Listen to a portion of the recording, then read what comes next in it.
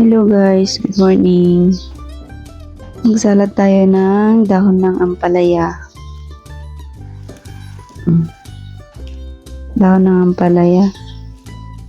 Tawag dyan sa Ilocano is atap mo pariya. Kita nyo mit ni.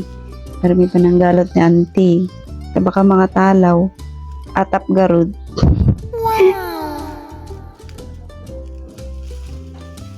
O, diba? Ang higpit. Ang higpit ng tali.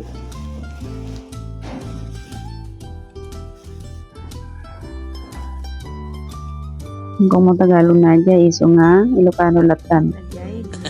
Atap. Atap mo pariya. Nagbabasit. Tibulong na.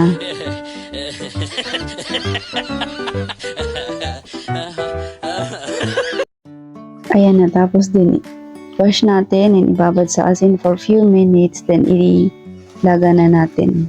Ipakulo ng tubig like this. Tapos ilagay na natin. Pakulaan lang natin saglit para hindi masyadong mapait. Yan. Halo-haloin for a little while. Then, hahanguin na.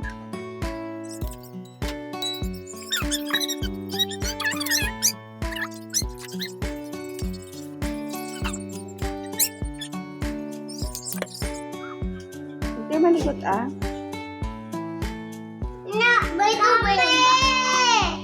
Tomato. This is tomato. Ay, tomato sauce, ma? Marami sa tindahan. Bakit? Gusto mo ba? Gusto mo to? Ang palaya?